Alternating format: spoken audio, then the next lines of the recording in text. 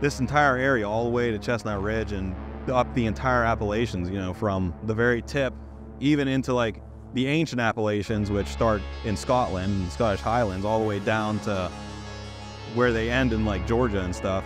It's all coal mine. Whenever they were all one, it was, you know, that whole coal scene, all the coal seams in Appalachia come from dead matter. And it came from the biggest mass extinction event in, you know, Earth's history.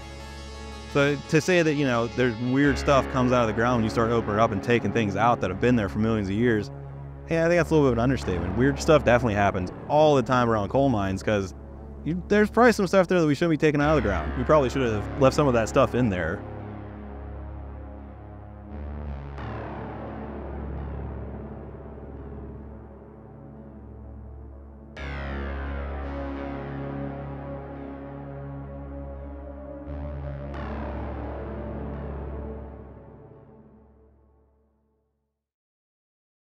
My name is Tyler Hall, and I'm the director of Phantom Lights. When I was first asked to do a project on UAPs, I really didn't know what I was getting myself into. I had thought of UAPs as UFOs. You know, you see them in the sky, and to be honest, I was quite familiar with UFOs. My understanding of UFOs largely comes from the diverse array of media I've engaged with over time. Movies, television series, and online content. Pop culture has shown a notable interest in extraterrestrial themes, which have significantly influenced my generation.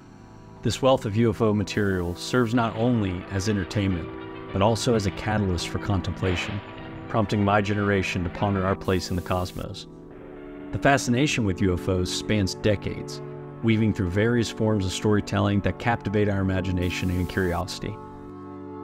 Classic films such as Plan 9 from Outer Space and modern series like UFOs Revisited by Small Town Monsters continue to explore the possibilities of alien life and interstellar encounters. Of course, we have to talk about it, but there's a rumor that Spielberg knew about this case, that he was in the know for some reason, and that he based the film. However, the UAPs that this movie was to be made on were of a totally different breed altogether. These UAPs are referred to as phantom lights, earth lights, spook lights, swamp lights, a whole plethora of other names. As I researched the topic of phantom lights, I was completely intrigued, but what thrilled me even more was their prevalence in the Appalachian region. And as a native of Appalachia, born in the New River area of West Virginia, and raised in the Shenandoah Valley, Virginia, the prospect of creating a film about a phenomenon deeply rooted in and impacting the people of Appalachia was incredibly exciting to me. This project allowed me to explore and showcase the mysterious lights that have been part of the region's folklore for generations, connecting my personal history with the cultural heritage of my community. The chance to delve into these occurrences and share them with a wider audience felt like a unique opportunity to celebrate and preserve a significant aspect of Appalachian identity. Through my research, I discovered that interpretations of these lights varied widely. Some believe they are a natural phenomena created by Earth, like swamp lights. Others think they are portals into other dimensions, places we cannot see with our own eyes, or a veil between worlds. Some even believe they are fairy lights, small sentient organisms that frolic throughout the woods. As I delved deeper, I realized that these lights are more than just a scientific curiosity or a piece of folklore. They were a bridge to understand the rich cultural tapestry of the Appalachian people. Each story, sighting, and theory brought me closer to the heart of Appalachia, revealing the profound connections between the land and its inhabitants. This film is not just about uncovering the mystery of phantom lights, but also about celebrating the unique spirit of the Appalachia region and its people. It's a homage to my roots and a tribute to the enduring mysteries that continue to captivate and inspire us. To deepen my investigation, I'm heading to Chestnut Ridge in Pennsylvania, a hotspot for this phenomenon. There, I plan to talk to witnesses and experts on these lights, gathering firsthand accounts and experiences. This journey promises to provide even more insight to the elusive nature of phantom lights and further connect the dots between folklore, personal encounters, and scientific inquiry.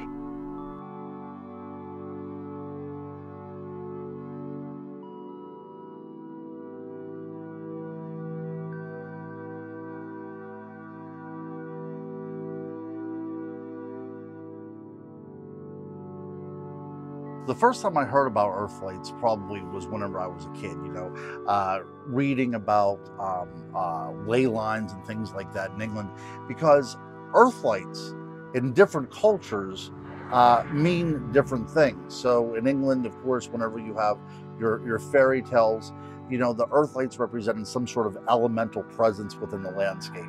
And oftentimes places that were believed to be associated with legend, like Tintagel, where King Arthur was said to have Camelot. These places are very pronounced in the legends with things like earth lights. Same way with Glastonbury and the Salisbury Plain and all these other kind of things. These places are rife with stories of earth lights. Normally I hear stories about them flitting amongst the trees in the woods. Of course, I've read stories of them where they are in coal mines, things like that, where the earth has been disturbed. But I've also heard about them appearing before earthquakes. So again, with the earth being disturbed. We heard that around the Brown Mountain Light area. That's Tennessee. Yeah, it was North Carolina. Mm-hmm. Yeah, when we were in North Carolina, one of the witnesses had talked about, he called them mineral lights, and discussed that was just something that they said, which to me leans more toward the idea of the earth moving and things mixing, and that creates some of the energy that causes the lights. But yeah, a lot of the, I don't want to say fairy tale like, but the more whimsical stories seem to be, and they're going across a field or in the wood line, but you don't see them in the middle of the city or anything like that. Right. I have heard of them before. I don't know if ball lightning falls into that, but I've heard of all that kind of stuff before. It's, swamp gases that get spontaneously combust or get lit on fire by whatever natural means. People usually see them in swampier areas. This area is not as swampy. I mean, we're more of like a hilly, rolling hill area. We don't have like those low swamps like you'd associate, like the bayou and stuff like that. But there is a crap ton of wetlands around here, and you do get that gas reduction from all the wetlands, but you also get the same kind of gas coming out of coal mines too. That was always my understanding of it. That's how everyone explained it, was, oh, swamp lights, fairy lights, I've heard them called before. It's gas burning off. Like, okay, yeah, that makes sense on the surface, but once you see them, it's pretty easy to tell the difference between gas burn off in a swamp or a coal mine versus fairy lights or phantom lights or whatever it is, because they look different, especially if you've been around things on fire before. I think There's a million names. that's right. Yeah, ghost lights, phantom lights, St. Elmo's fire. It varies on different cultures, and the way it's defined is the way that you'll view them. So if we call them ghost lights, we will definitely be going out there and we'll be thinking, well, these are the disembodied spirits of the deceased, right? These are soul lights. These are some sort of orbs from a disembodied spirit or what have you. But I don't like to define them. That's the thing, is I think what we're dealing with here is some sort of elemental intelligence that exists within our world, and it's always been here. It's always been here. And the reason why we have so many legends about it and so much folklore about these kind of lights is because we as human beings have dealt with them throughout our evolutionary process. They've always been there. So I think that the best way to define these things is by saying that they are some sort of intelligent energy that exists within the world itself. I think it depends on where they are, because I've also heard about them being around swamps, like swamp gas or whatever, and foxfire in the hills of the mountains. Just things that self-illuminate for whatever scientific reason. But then there are ones like, I just can't explain the ones that we saw in the Chestnut Ridge. Not saying that there aren't mines and things around, but I don't know.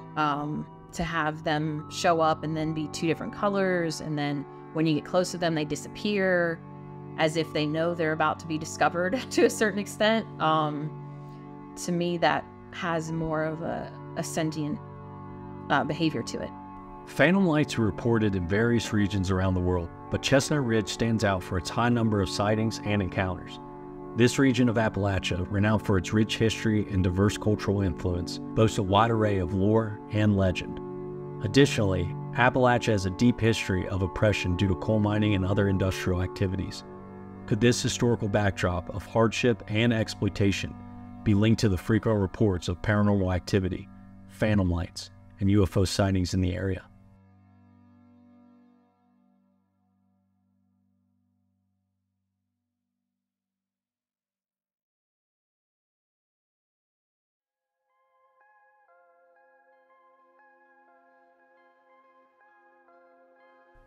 Nestled in southwestern Pennsylvania, Chestnut Ridge is the westernmost ridge of the Allegheny Mountains, spanning approximately 75 miles from southwest Moreland County to northern Fayette County. This region is steeped in a rich history marked by its industrial growth, cultural tapestry, waves of immigration, and the enduring mystery of the phantom light phenomenon. Chestnut Ridge's history is deeply intertwined with the industrial development of Pennsylvania during the late 19th and early 20th centuries. This region became a hub for coal mining and steel production, industries that powered the American Industrial Revolution. The Pittsburgh coal seam, one of the richest coal deposits in the world, runs through this area, making coal mining a dominant industry. The coal extracted from Chestnut Ridge fueled steel mills in nearby Pittsburgh, earning the city its nickname, Steel City. The mining industry brought economic prosperity, but also harsh working conditions. Miners faced long hours, dangerous environments, and frequent accidents. The cultural landscape of Chestnut Ridge is a mosaic of traditions brought by diverse groups of immigrants who settled in the area. The coal mining boom attracted workers from across Europe, including Italy, Poland, Hungary, Slovakia, Ireland, and Scotland. These immigrants brought with them their languages, foods, religions, and customs, creating a multicultural fabric that is still evident today. Music and folklore also thrived in Chestnut Ridge. Traditional Appalachian music influenced by the Scotch-Irish settlers blended with the musical traditions of European immigrants, creating a unique sound that resonates in the region's folk and bluegrass music today. Storytelling, another cultural staple, helped pass down legends and local lore, including tales of the mysterious lights that have long been part of Chestnut Ridge's lore. Now, what's also very interesting is it's a melting pot of different ideas. So in the Appalachian region, you did have Native American populations, and all the Native American populations had a belief in earth lights. So these aren't just white people coming around and saying, you know, we're going to throw some earth lights here.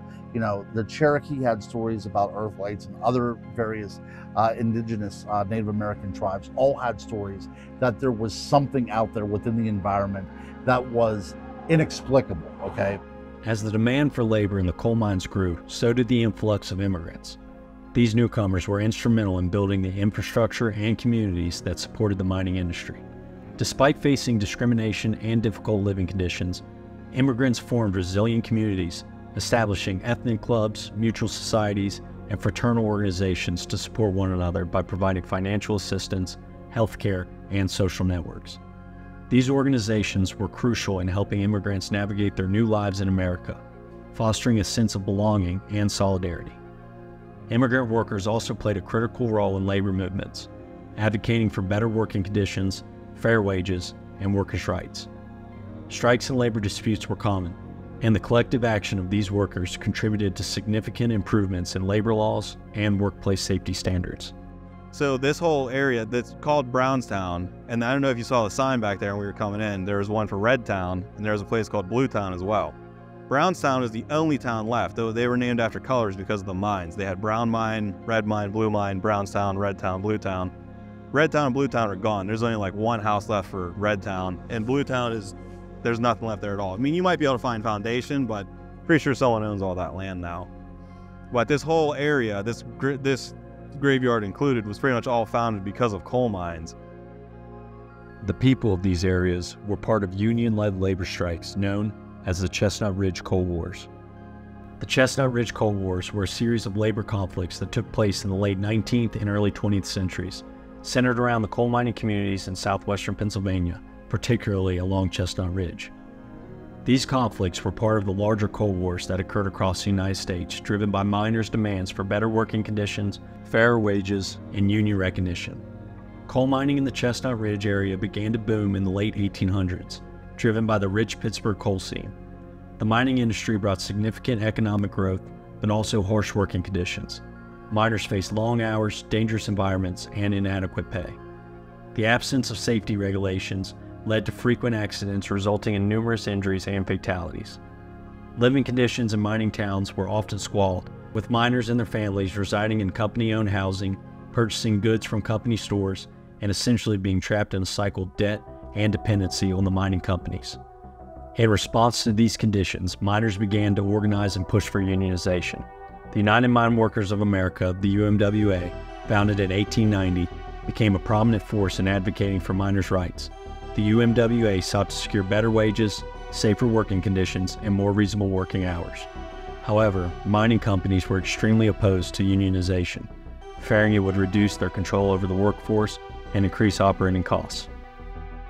In the early 20th century, a series of strikes and violent clashes between miners and mining companies in the Chestnut Ridge area erupted. One of the most significant strikes occurred in 1910 and 1911, known as the Westmoreland County Coal Strike. Miners demanded recognition of their union and better treatment. Mining companies responded with aggressive tactics, including hiring private security forces known as coal and iron police to intimidate and attack striking miners. These private forces, along with local law enforcement, often clashed with strikers. Tactics against the miners included eviction from company housing, blacklisting, and violence.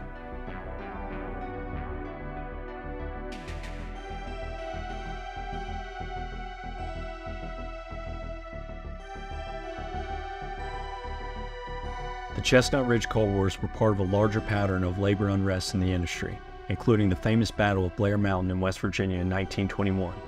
Although the Battle of Blair Mountain did not occur in Chestnut Ridge, it was part of the broader context and influenced labor movements across coal mining regions, including Pennsylvania. The Westmoreland County Coal Strike of 1910 and 1911 stands as one of the deadliest and most significant labor conflicts in the history of coal mining in southwestern Pennsylvania. This strike highlighted the extreme conditions faced by miners and the brutal measures taken by coal companies to suppress unionization. During a confrontation between strikers and the coal and iron police, gunfire erupted, resulting in the deaths of several miners and police officers. The exact number of casualties remains disputed, but contemporary reports indicate that at least 6 people were killed, making it one of the bloodiest days of the strike. As the strike continued into 1911, violence escalated. Striking miners and their families faced evictions from company housing, and many lived in makeshift colonies under harsh conditions. The UMWA provided some support, but resources were limited. Despite the adversity, the miners' resolve remained strong. The violence and unrest eventually drew national attention, and President William Howard Taft's administration intervened, sending federal mediators to negotiate a resolution. However, the coal companies wouldn't budge, refusing to recognize the union or make significant concessions. The Westmoreland County Coal Strike officially ended in March 1911, after more than a year of bitter struggle. While the strike did not achieve all of its goals, it was a turning point in the labor movement in southwestern Pennsylvania. The persistent efforts of the miners brought national attention, and over time, public sentiment began to shift in favor of labor unions. The strike highlighted the brutal conditions faced by miners and the extreme measures taken by coal companies to maintain control. It also underscored the resilience and solidarity of the mining communities, whose sacrifices paved the way for future improvements in labor laws and workers' rights. In the years following the strike, the UMWA continued to grow in strength, and significant legislative changes eventually improved conditions for miners. The strike's legacy is a testament to the courage and determination of the miners who stood up against oppressive conditions, risking their lives for the promise of a better future.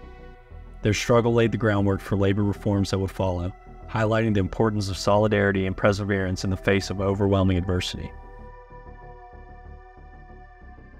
As we ponder the mysterious lights that flicker in the woods of Chestnut Ridge, we are reminded of another kind of light cast by the headlamps of coal miners who toiled in darkness. This unexplained phenomenon is as fascinating as it is a symbol of the unseen and forgotten struggles in the mining communities. The oppressive conditions faced by miners and their families, marked by dangerous work and economic hardship, remain a stark contrast to the mysterious allure of the phantom lights.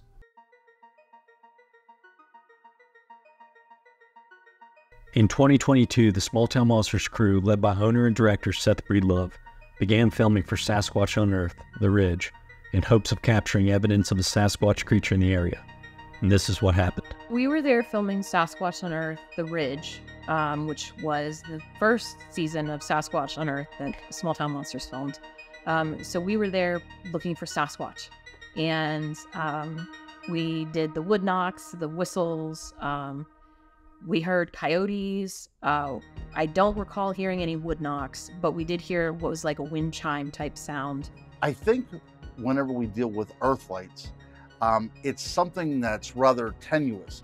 I don't know of any researcher that really goes out with the intention of tracking down an earth light. Now, there are places around the United States and around the world, like the Brown Mountain Lights and the Marfa Lights in Texas, where people deliberately go because these lights are so prevalent within the landscape.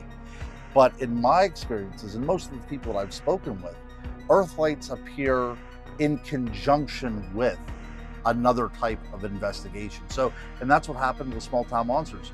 We were on the Chestnut Ridge investigating a Bigfoot encounter that happened very close to where this incident took place.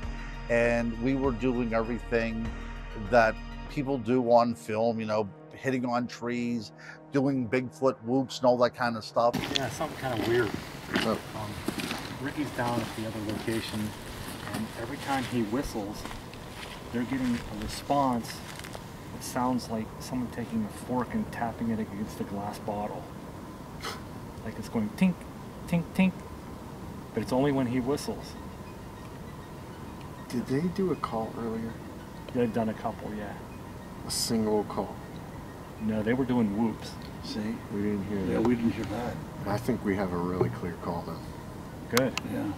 We're not getting any kind of response. A coyote here until Seth Breedlove, you know, he was with me, and we heard a very low moan. More of a moan than a howl, as a matter of fact. It was something that was off in the distance, and it was definitely distinct from the other sounds that were occurring within the landscape. You know, we didn't really know what to make of it, but then shortly after this moan was heard, we heard what sounded like wind chimes. Now, as an investigator, I've never experienced this sound before.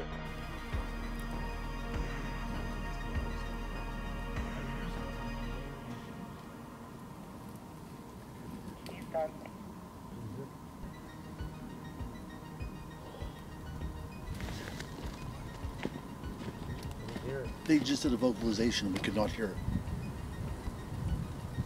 Just like that whoop? Yep, right now. We should walk back up there and see. Agree. We should walk back up there and see if we can get him. Can you give us over there? 2 minutes to get up there. I Eric, heard two times here, and I guess like a bird sound over there too. Mm-hmm. Right. I don't know what it was. It's like chimes, like wind chimes, like from the house.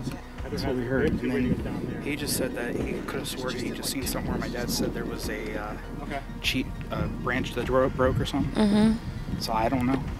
2 or 3 minutes to do another call. But then there were these lights that we would see. There was an instance where we were seeing lights that looked like other people on the crew, because we were split up into different groups. It looked like people in a different group further away from us had a flashlight on, or their headlamp rather, because they had headlamps. And they were walking toward us, but we had walkie-talkies, and they weren't walking toward us, and they didn't have the light on. But what coincided with these wind chimes, with this sound, was the appearance of earth lights. Now, not just one, but there were 3 earth lights that were in a line, and it looked as if they were walking along. Then all of a sudden, they went up into the trees about 20 feet. They stayed there for a while, and then they just disappeared. Now, after this initial sighting of these 3 particular earth lights, then the lights started to manifest all around the investigators. There were 3 teams of investigators, and everybody was having their own experience with these earth lights. And the only way I can describe it, you know, as somebody that experienced it, it was as if they were paying us a visit. Insanity. Zach? Zach. I can't explain it. If that wasn't you over there, it wasn't running. It was slowly moving, bobbing. No, we were running. I mean, I was running, and she was running behind me. Hey, Chris, Josh. Chris, Josh. Come here a second. Hold on. So, when we saw the lights, Chris, that were on this road, they weren't far down the road, were they? Maybe 50 yards, 75 yards? The ones actually on the road? Yeah. We thought that was them? Yeah. That wasn't them. They were 150 to 200 yards down the road. Really? Jeez. And they came out of the woods over here. Yeah. Like right. Probably on. Yeah, the other side of those trees. Yeah, just the other side of that tree's right there is where we saw them come out. And we thought that was you. And the ones we were seeing in the trees were closer. They were. They're claiming like right up in their face. Coming down towards us right now. No. Unless it's. Looks like somebody's walking towards us, towards where someone has a light on. Somebody has a light on because they're walking towards us. Yeah. There shouldn't be anybody in between us, Eric. There's that light again. That's probably Ron. It's got to be Ron. Ron, do you have your light on? Negative, but I see the light too. Holy shit. There's no way. Down here with us. Is there somebody? Are you kidding me? Ron and Josh are down here, and it's in between us. We got it on the camera. I'm on camera too. Let's go toward it.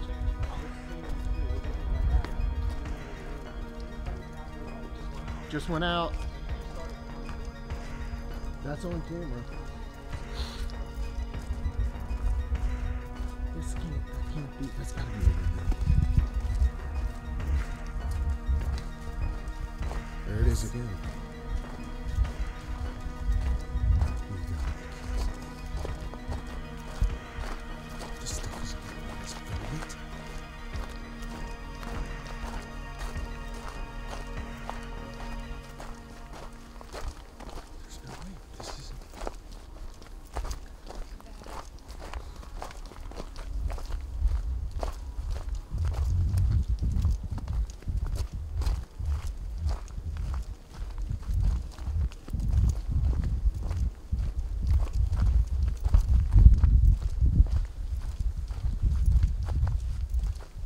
But the part that was really exciting was whenever our group had got done looking at the cemetery, and then we saw this big white and red light that were bright enough that they were reflecting the pool of water on the ground. There was like a puddle of water, and you could see the reflection from the puddle.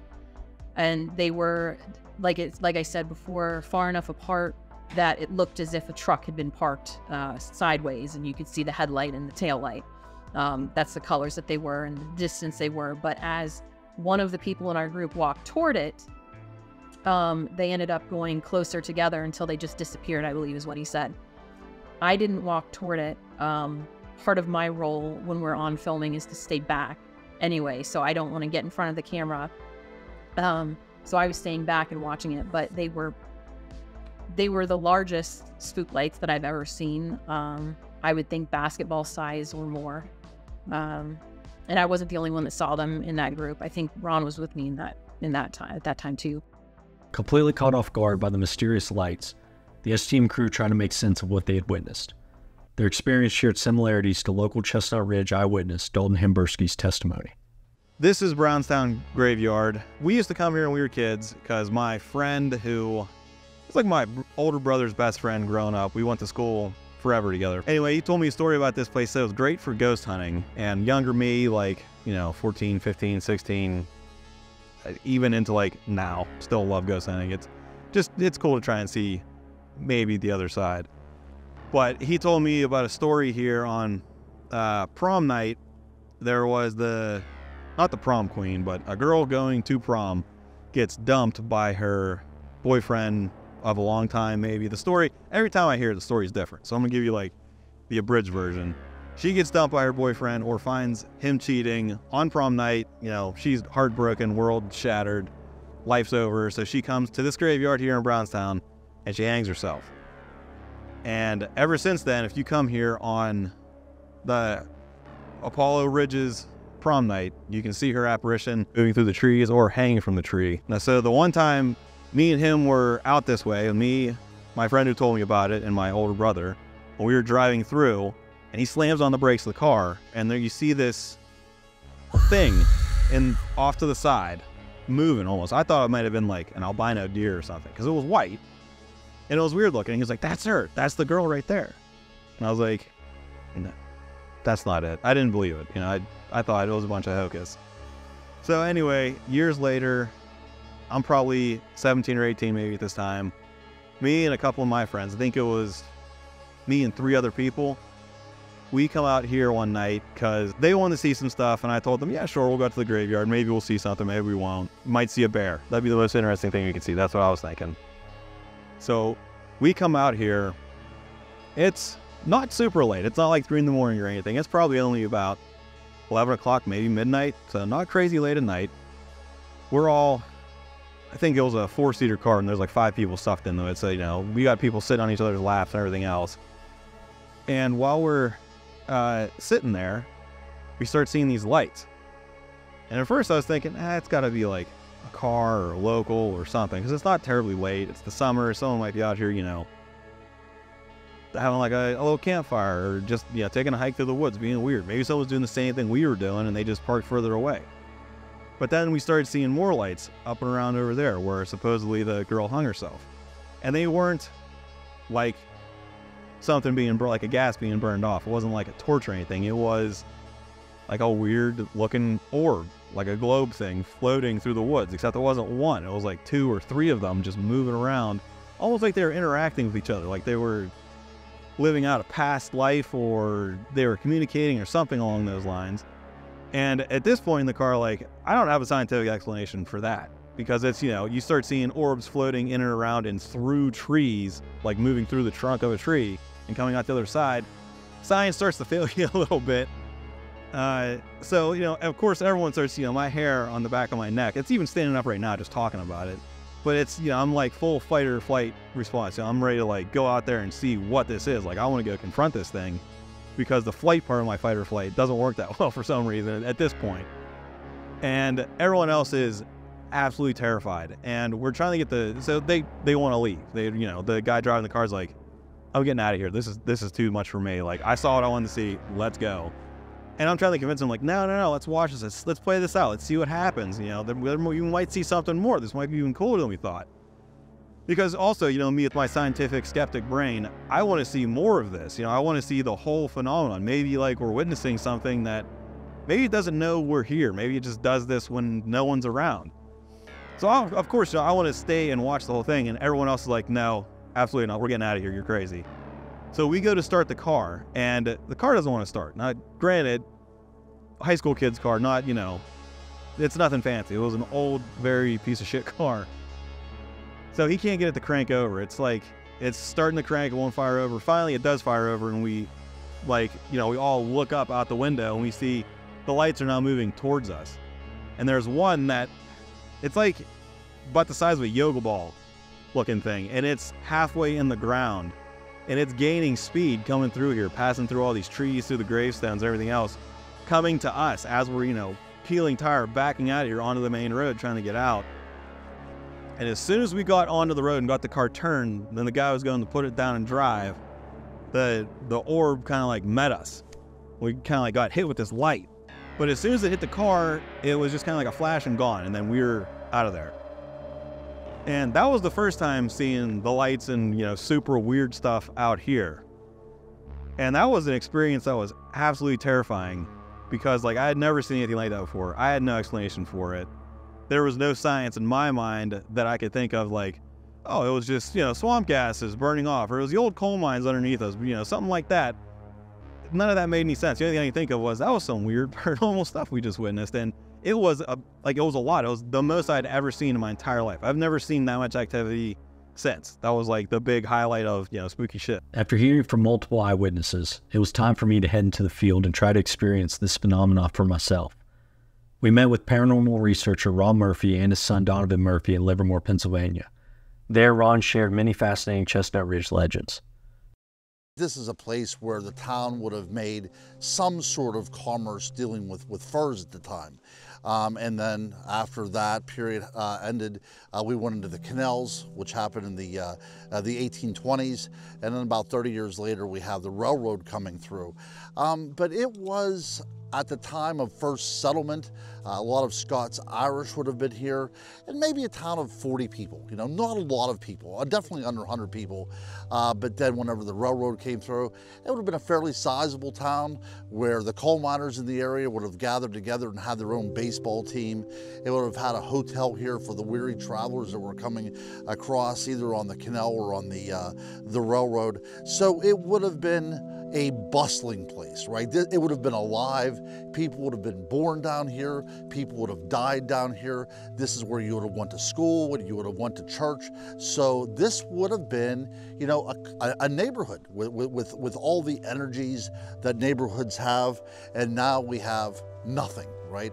And the reason for that nothing has its roots in the paranormal. Whenever you have this kind of society, you need someone who is going to take care of you. And inevitably that falls to a wise woman or the witch. And as the legend goes, there was a hedge witch down here, somebody that lived right at the border of the town, right? So they knew that her powers were possibly sinister, but they needed somebody. They needed someone to know how to birth babies and to give suggestions on when to plant crops. So she was essential, but she wasn't part of the community. And that's great, fine, and everything is fine until things start going wrong. And as the legend says, you know, babies were now being born stillborn, you know, whenever she attended their births. And, you know, the crops weren't coming in, things were failing.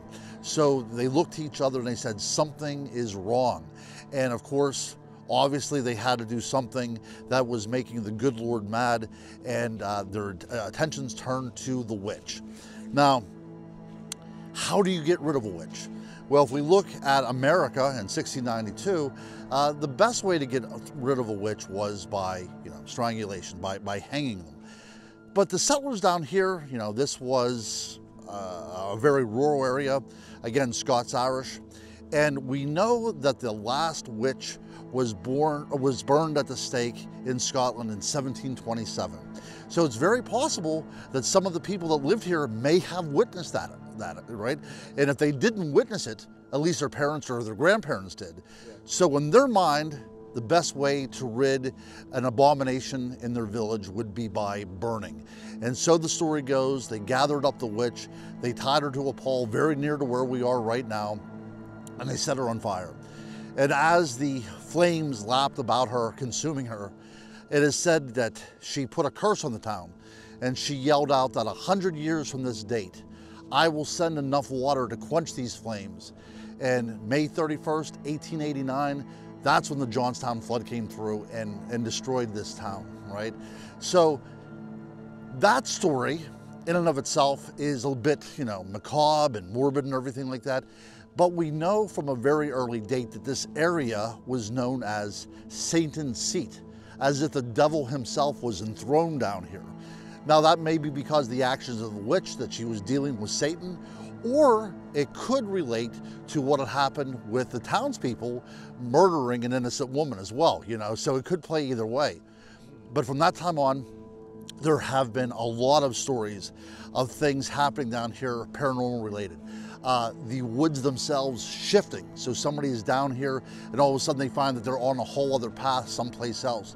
Also the idea of the witch's house is also a part of the legend, that you can sometimes see a house where she lived, but it's never at the same place and it moves around. And the idea that there's also residual hauntings down here. The town was actually, you know, bulldozed over by the Army Corps of Engineers in the 1950s. But to this day, people come down here and say, did you see the steeple on the church? You know, we saw the church there in the river, or we saw this school, or we saw this building, but there's nothing here. But they're still seeing the remains of the town that is no longer here. And of course, down here, one of the very first experiences I had as a paranormal investigator, and we're probably going back about 20 years, people have reported seeing Bigfoot down here, UFOs, ghosts, but there's also reports that there was a werewolf down here, right? So before we have the Dogman on the radar, people were reporting seeing a werewolf down here. And I thought, you know, as somebody that has an interest in the paranormal, I think that this is something that I want to investigate. So another paranormal investigator and I use that term loosely because at that time, anybody that had, you know, a camcorder and an interest was a paranormal investigator, right? So we came down here one evening and it was after dark and we were on this trail right here, and we started seeing these little orbs, okay? We didn't really know what to make of them or anything, but this was the first time I've ever experienced orb activity. And then we get out onto the bridge, and then I noticed that all around us looks like static electricity. Like if you would pull a cover off of your bed at night in the wintertime, that kind of static electricity was all over us. And I thought, you know, this is odd. You know, it's time to get out of here. So as we turn to cross this bridge that's coming up, right at the entry, right where the woods meet the bridge, this glow emanates. It looks like a flare. It looks as if somebody took a road flare, turned it on, and it only lasted probably about 3 or 4 seconds, and then it kind of just flittered off into nothing. There was no sound. It wasn't casting any kind of light. It was this one pinpoint of light that had a contained light to it. So it wasn't like it was lighting up the woods or anything like that. It was lit within and of itself, but it wasn't casting any kind of light. And it went off, and I was like, oh crap, we have to go back that way to get to our vehicle. So as we start walking across the bridge and come to the place where the orb came on, which is right about where we are right now, something now is following us over in the woods on this side right here. We didn't see anything, but we had a projection in our mind that it was something predatory. So we keep on walking, and all of a sudden we find out that we're no longer on the trail. We feel these branches hitting our knees, you know, things are catching us and everything. And lo and behold, you know, as we should be following this trail right now we're off into the woods, which is strange in and of itself because people talk about the woods shifting and everything. So it seemed as if something happened to us, that the woods shifted. And not only did they shift, but they put us right in the same path as whatever is now following us, okay? So panic sets in, and then I hear my name being called by a disembodied voice that comes from the cemetery that's up on that hill. So whenever I hear my name being called, now I'm able to turn off and face the cemetery, and that's how we found the trail again. We got back. So nothing ever came out of the woods. It followed us. You could hear it breathing. You could hear it taking in air. The fellow partner that I had with me as well, we could see in our mind that it was something, you know, you could see teeth, and a lot of this stuff was probably just our preconceptions about, we were looking for a werewolf, right? So in our mind, we see a werewolf. But whatever was going on at the same time, there was this almost uneasy feeling as if something was showing us what it was without actually confronting it. So that was a very weird thing. So I do believe that, you know, the idea, and this is not all new age and, you know, everybody hugging each other and singing Kumbaya and stuff, but I believe that the world is a living organism, and if we are good to it, it will be good to us. And when we start damaging it, we're simply damaging our own home, and there's going to be some sort of revolt that takes place. After hearing Ron's depictions of local folklore that spread through the heart of Chestnut Ridge, I eagerly awaited our night investigation. Unfortunately, I am unable to include that footage in this film due to it becoming corrupted. Was this just reality of living in the modern world, where technology can fail you at any time? Or was this malfunction directly caused by something otherworldly? That night, Dalton, Keith, and I camped on an abandoned bony pile of coal and reflected on our great adventure into the unknown. How each just place has a different aura or essence to it. Yeah, even, you know, a little 10-foot square area. You know, at the cemetery we were walking in earlier tonight, and we were doing investigating there. There's a small little area. We all noticed like an atmospheric change of some kind. It got much colder. It just felt more ominous there. There was, you know, a certain feeling of like dread in the air. Everybody got goosebumps at the same time. Immediately. And we were talking about how there's certain areas like that, even in a larger location. The larger location might have a certain atmosphere to it, but even within a larger location, you have a specific little spot where there's like, it's almost like a specific hotspot within a hotspot of activity.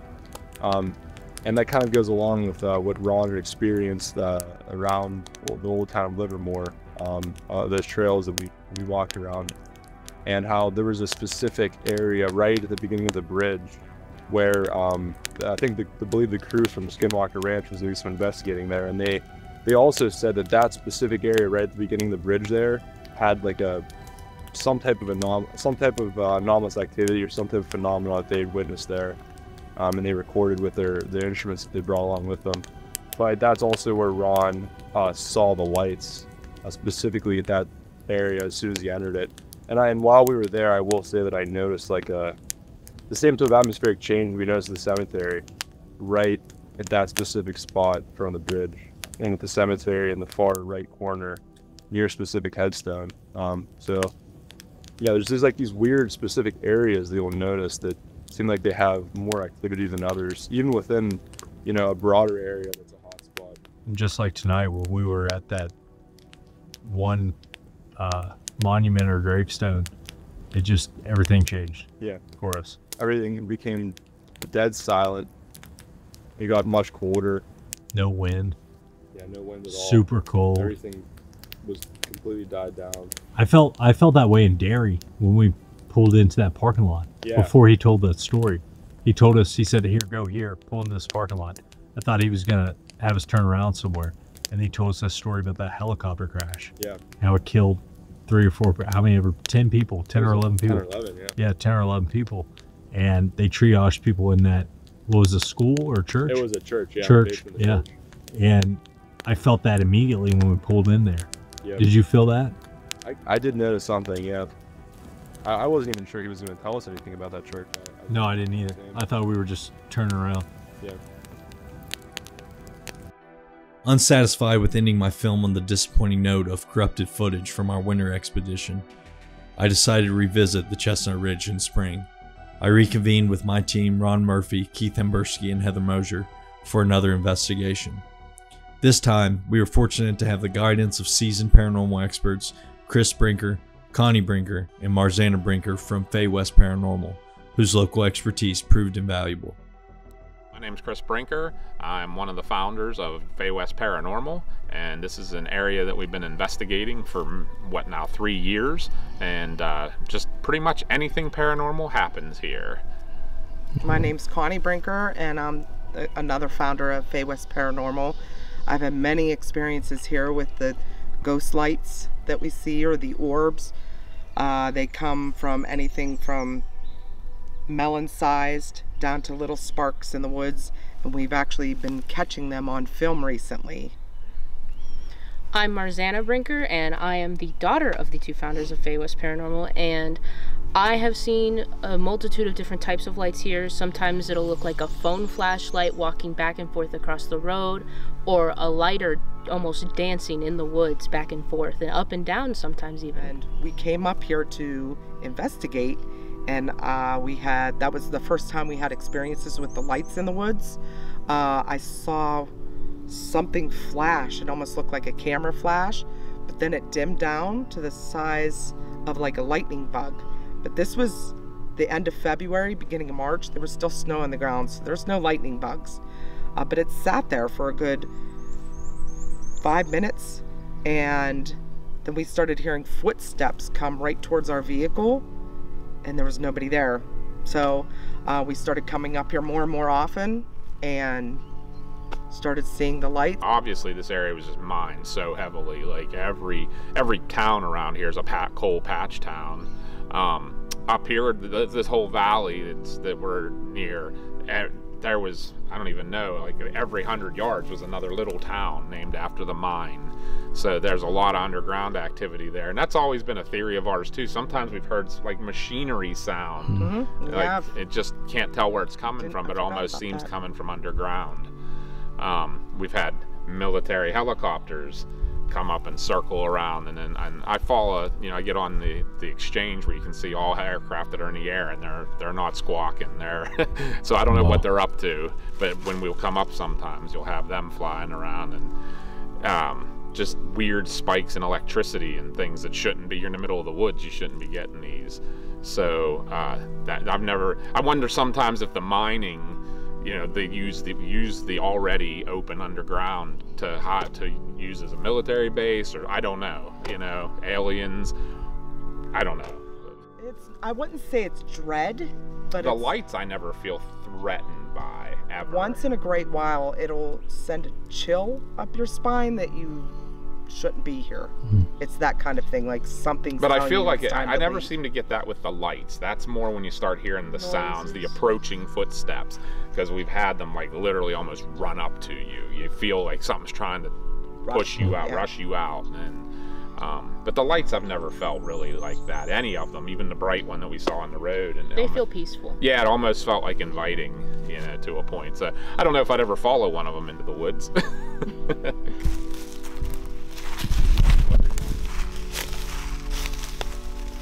Can you guys explain what you're doing?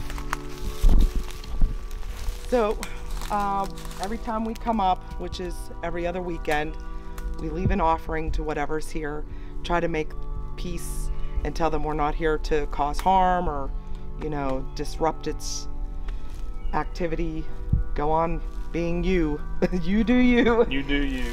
But it's something to say, you know, you can trust us.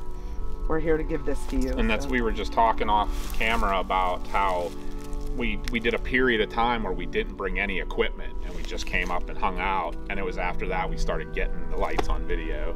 It was almost like, okay, I can trust you, so I'm going to let you have this little peek of what you're seeing. Awesome. You know? So that was really interesting. So we saw you folks present a gift, okay? Yes. What do you think you're gifting? I think that's the ultimate question, right? So you're leaving something, and if we look at different cultures and different religions around the world, there are reasons for doing that.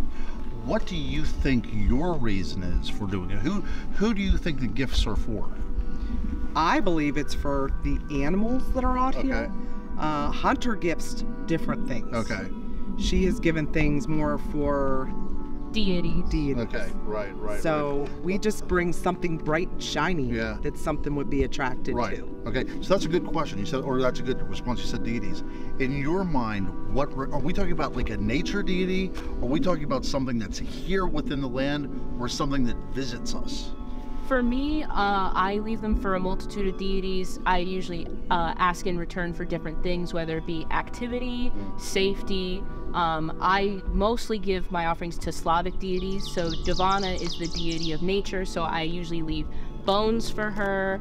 And Marzana, which I am named after, is the Slavic deity of winter. So usually when we're up here in the winter time, I will bring her some like animal blood or meat, and just ask her to keep us safe and maybe give us a little bit of activity. Right. So if we would go to Europe, how is that goddess represented within their culture?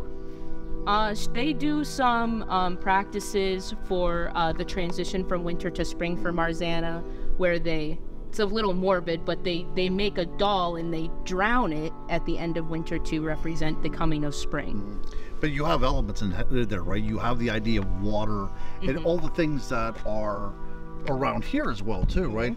I think whenever you symbolically talked about the idea of a bridge, right, the crossing over between two worlds, I think sometimes we come into these settings and you can see it quite literal. Like when we were down at Livermore filming, you know, we have a bridge there that literally crosses into, you know, it crosses the idea of water, which is seen in so many cultures as that, you know, separation between two worlds, right? That thin veil between two worlds. So you see this area right here as another world, correct? We're stepping into its world, right? Correct. Not the other way around. Correct. So you see it necessary to kind of appease whatever deals that lives here, right? Because we are kind of trespassing. Right. And it's better to be welcomed than And that's what we do. We ask it to trust us that we're not going to harm it. Okay. I think I can't remember how many I put. We'll figure it out. What I did each one is I left it real time, real view. This would be looking this way, and you probably won't even hardly catch them when you see it. And then I did slow motion wide view, and then I zoom in and did slow motion.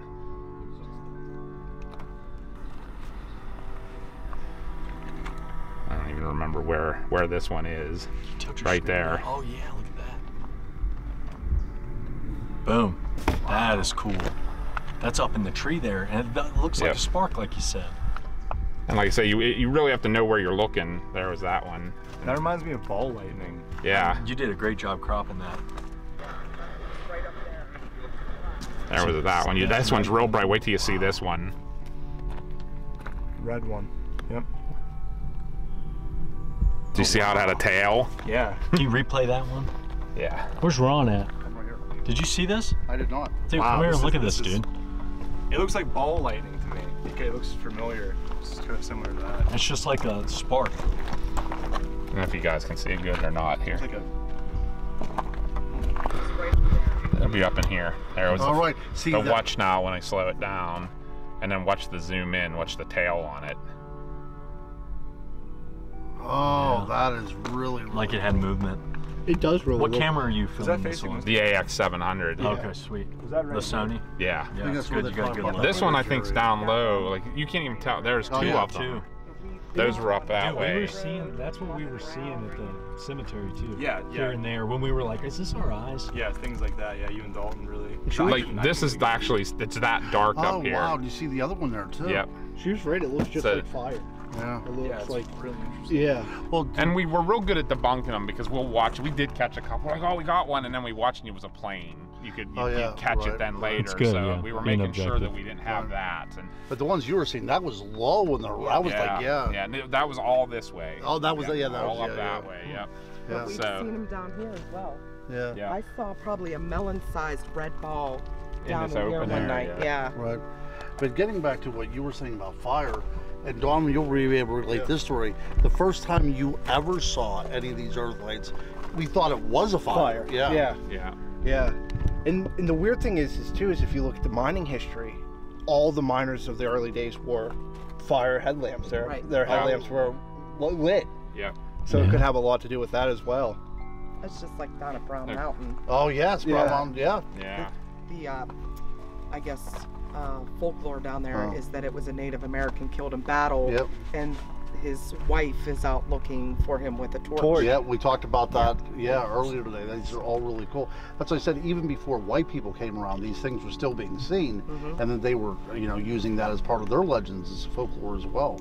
But yeah, my drone will act real weird, like electronically. You'll take it off and it'll get up and it'll just start acting crazy. And the video will glitch. Yeah, it looks like it's real sitting, bad. jumping back and forth. And then I'll hit the home button and it'll land in like completely wrong place. Like Oh, it'll man. land- Sometimes it won't come back. Sometimes it won't come back. Like so, I don't even use it up here anymore because I'm. Scared you're gonna lose it in the woods. Yeah, but anywhere else I have no problems with it. It'll go up and operate perfectly fine. So odd. The Brinkers shared numerous stories, theories, and evidence about the lights, encouraging us to open our minds to the possibility of witnessing them ourselves. As night fell, we quickly began to experience activity. I just got goosebumps right now. It's warm. There's a pocket of warm air right here. I just walked through cold air, and I've got goosebumps up and down my body right now. I feel warm air. There's a pocket of warm air like right here. Really? Yeah, right here. There's like a pocket of warm air. I'm feeling like a coldness. Did you guys get goosebumps coming down here? Feel any kind of change? Did you hear that? Yeah. We definitely felt change. That was a whistle right there. So sure, that's a whippoorwill too. But the thing is, though, is every noise we hear that as well. See, that's the other thing I'm thinking about as well. That's one of the reasons I wanted to come down here. It's hard to debunk that. Oh, that, it's you know, sure. down in the woods like this, with so much activity of other life that is known. Like, whoa, bat flew right in front of my face.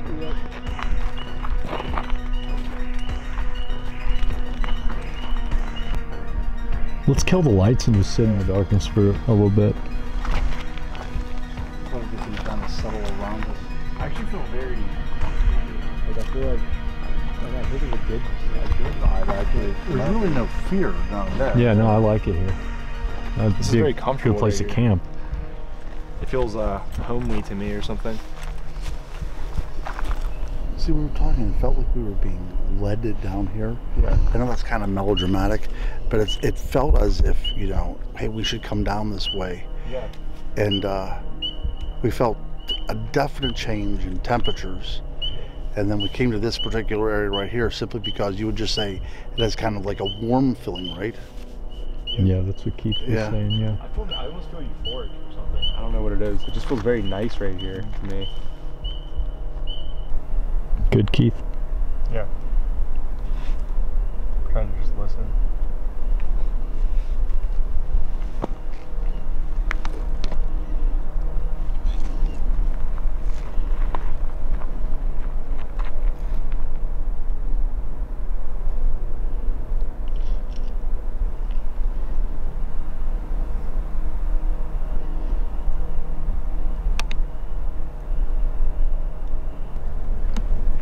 does sound almost like voices, like they talked about, like trying to tune into a radio.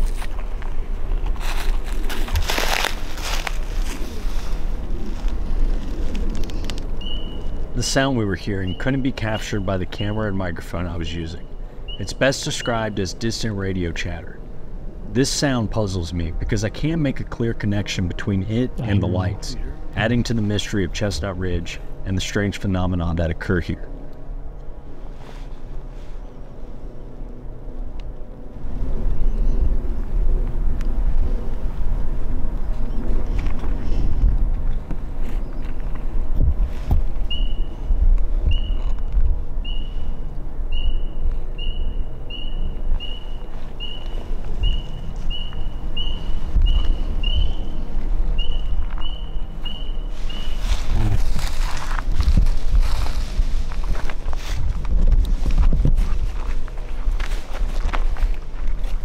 Hello?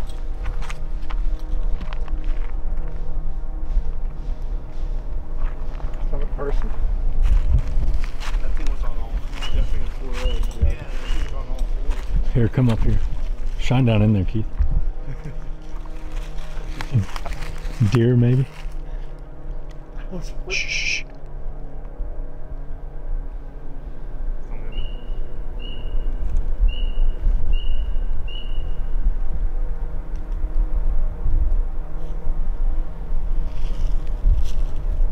What in the... It sounded like it was clumsy. Yeah, like a deer.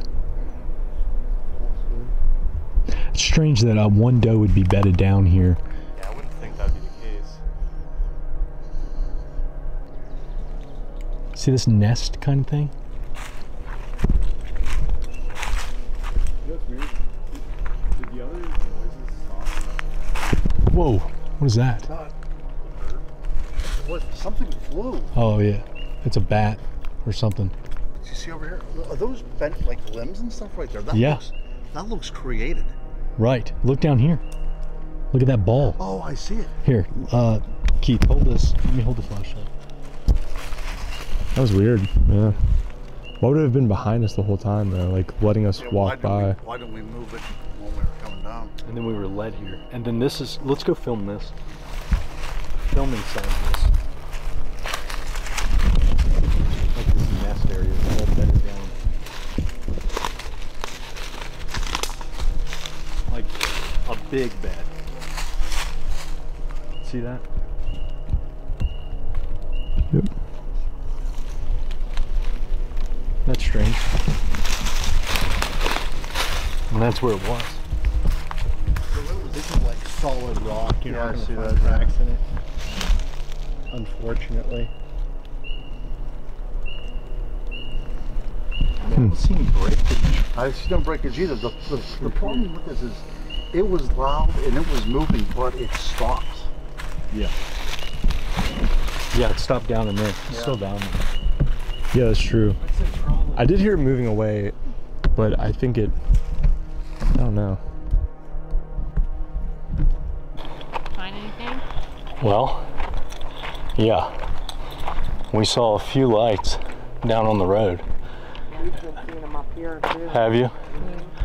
And then we walked past this like nest site, almost like this big bed. It was huge. Oh, really? Right? Both of our vehicles put together in all greenbrier and thicket and just right off the road. We walked right past it and we were sitting there for probably 10-15 minutes, and then all of a sudden something got up from that area. We didn't know it was there before. Oh, no kidding. And then we didn't know that nest was there, or that bed, and something hopped up and took off. And it was, I mean, it was loud and making all kinds of noises, and ran through the woods. Bigger than deer. And we couldn't see it at all.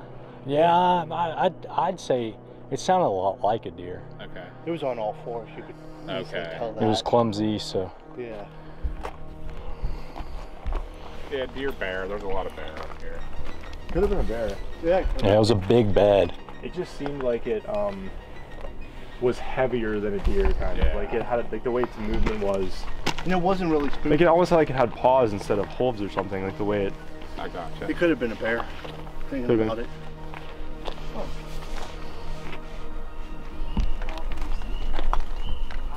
All right, Ron. Can you tell us what we're trying to accomplish here? Sure. So we've been out here for a couple hours, and we have been seeing some light anomalies. You know, nothing spectacular or anything like that, but things are going on. So the next step we're going to do is that we've heard wind chimes preceding these lights. So our suggestion now is, our theory is, what happens if we project this sound out into the environment? If the sound does have something to do with the lights, then this might be something that triggers the frequency to allow that to happen. All right, Keith.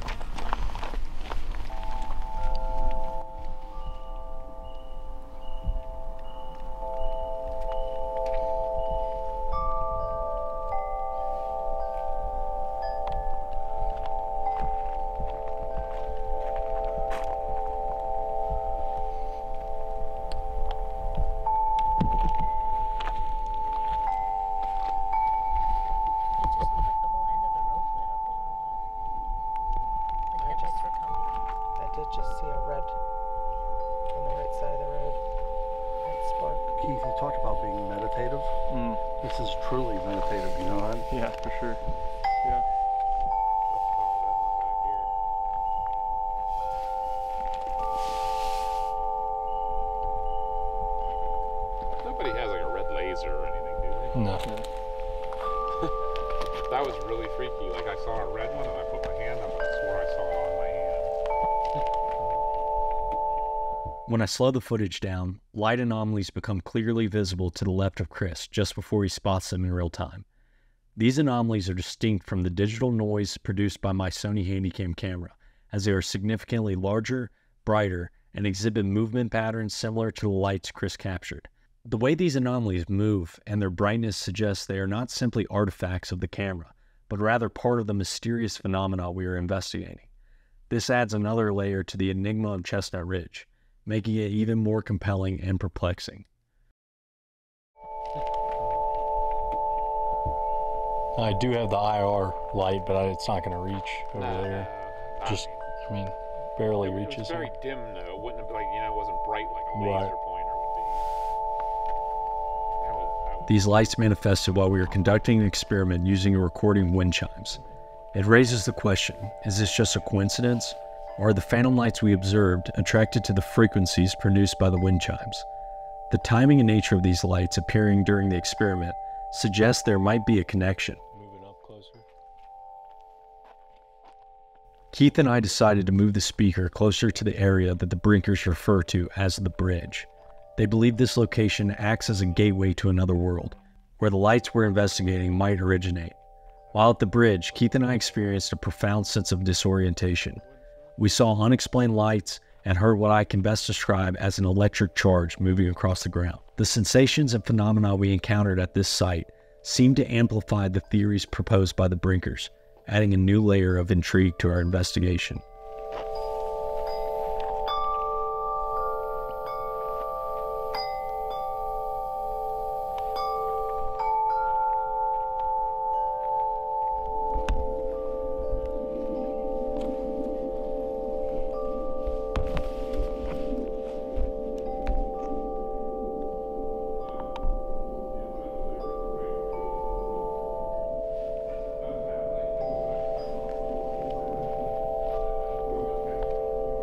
I feel like kind of disoriented here.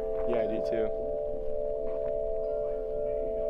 I'm feeling kind of like unsteady. Yes, out of balance. Yeah, like same. Fall over. Me too, when I was walking around. Do you hear that? Like right here, dude. It sounds like this. Yeah.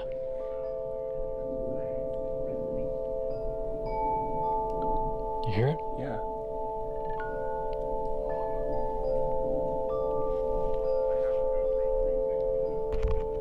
Do you hear that? Yeah. Right here. Yeah, dude.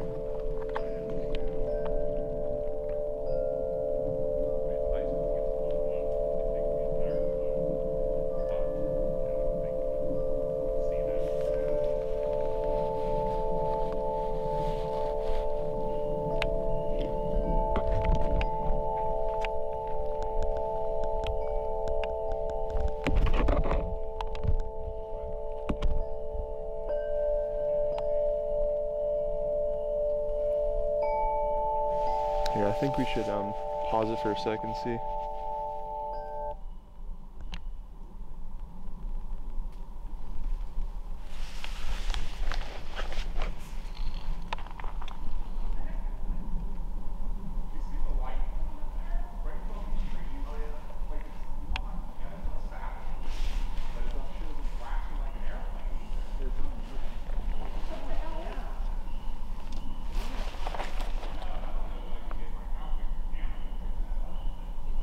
Like leaf litter is like barely moving, not like not like a squirrel but it's like something very small.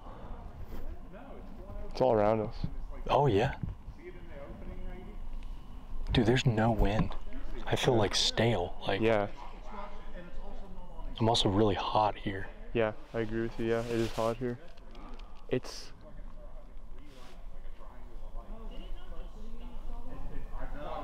I keep getting like goosebumps. I don't know if it's just, you know, kind of freaking myself out a little bit or what. I feel like I'm almost feeling like the constant noises we're hearing. Mm-hmm. It almost seems like it's hard to breathe. Yeah, it's very stale. There's no air movement at all here. It's very, very calm wind-wise. But I almost feel like the constant movement we're hearing is not even really like. It just sounds like little tiny, almost like water is dripping off the trees almost. Yeah, like pitter patter, like. I almost feel like it's like a static charge. You know what I mean? Yeah, that's interesting. That's a good way to define it. It almost seems like it's little static electricity just charging everywhere around us. You know what I mean? Mm-hmm. That's what it sounds like to me. Are you seeing any of these red lights down there on the road? Red lights on the road? I don't know. I thought I saw one a little bit higher in the trees. Just look down this road a little bit.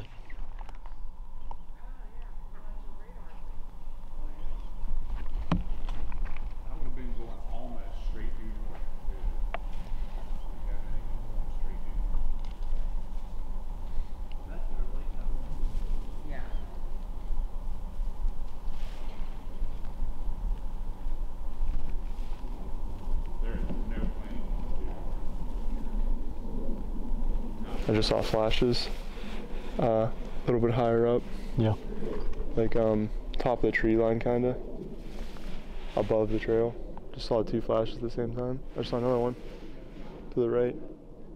Mm-hmm. Yeah, I'm seeing them. Red, right? I just saw a white one right there. That was a bright one. Oh, that one was bright. Oh yeah, I'm seeing them. That one was bright. What? That was like a star, but like flashing. That was really bright on the left side over here. Oh, I saw it again. Deeper though in the woods. How far? Yeah, I'm seeing it too. I'm trying to base it off the road. How close to the road did you see it the first time? It's definitely deeper. Deeper, yeah.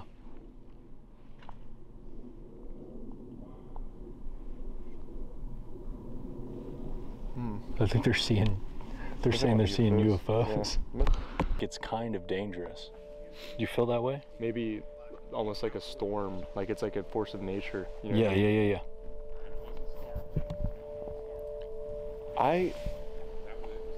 I'm feeling like very like my balance is totally off. Yes, same. Yeah, my balance is awful right here. I don't know if it's the unsteadiness of the trail or something. I mean, I feel pretty grounded when I'm on unstable. Like I feel unbalanced. Yeah. I feel kind of disconnected. Yeah.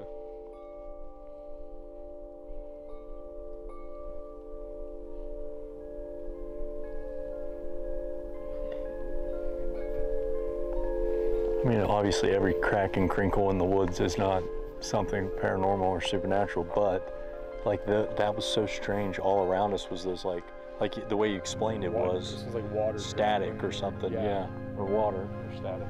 Almost like if like a breeze would blow through and move a couple leaves, but there was absolutely zero wind. It's weird because it's no wind. This is exactly how it was when we were at the cemetery. There was absolutely no wind. It was dead still. It's exactly how it is right now. In the middle of winter. And it was totally clear as well. After encountering a wide array of phenomena at this central location in the heart of Chestnut Ridge, we gathered to reflect and discuss our final thoughts on the phantom lights and the broader mysteries of the mountain. The experiences we had, ranging from disorienting sensations to strange lights and sounds, prompted a deep and thoughtful conversation among us. We considered the possible connections between our findings and the local lore, and contemplated the implications of our observations. This reflection marked the culmination of our investigation, leaving us with both new insights and lingering questions about phantom lights and the Chestnut Ridge. I think kind of after the night investigation, the biggest thing that kind of wraps everything up is that we go back to this energy, whether it be noise, whether it be us. There's some kind of energy here that's causing a multitude of things to happen. Absolutely. I'd have to agree with that, definitely. And also, like when we were up here with Heather for the first time in Yukon, the first time that we filmed up here, again we were left with the feeling that these are all personal experiences. You saw things, your daughter saw things, Heather saw things, we all saw things. Some of them we saw collectively, some of them we saw individually. So it really does depend upon how you interpret what's going on around you. You know what I mean? It's a very personal thing. It's almost as if this is a communion with what is going on out here. The energy you put out, you get back. Yeah, I think that might be it as well too. But I think whenever Heather and I walked up there, I think the conclusion that I've come to is that you can definitely feel that you are entering a different world, you know? Yes. Not to sound too hokey or anything like that, but we are definitely leaving one type of reality behind and entering into something else. And I think how we approach that new reality is how we interpret everything that goes on within that reality. You know, whether it's a sound or a light or you know, whatever the case may be, we're interpreting it by how we interpret the environment around us. I liked your way you said it earlier. It's almost like we're standing in the doorway to something. I'm not quite sure how to take that step through. Right, yeah. Absolutely, yeah. And maybe taking that step through is never meant for us. Yeah. Right. Maybe we can only get to the threshold, and maybe things can pass over here onto this side, and we can catch glimpses of them. Right. But maybe we are never fully aware, or maybe we can never fully comprehend what that other side actually is. We get glimpses of it, we get feelings of it, but we never can actually get that tangible proof that we're looking for. In the heart of the Chestnut Ridge, we have journeyed through the shadows of the unknown, seeking answers to mysteries that have long captivated man. Through the stories of witnesses, the lights in the sky, and the whispers of the night, we have uncovered fragments of a greater truth. This journey has been more than just an exploration of phantom lights. It's been a voyage into the very essence of human curiosity and the endless quest for understanding.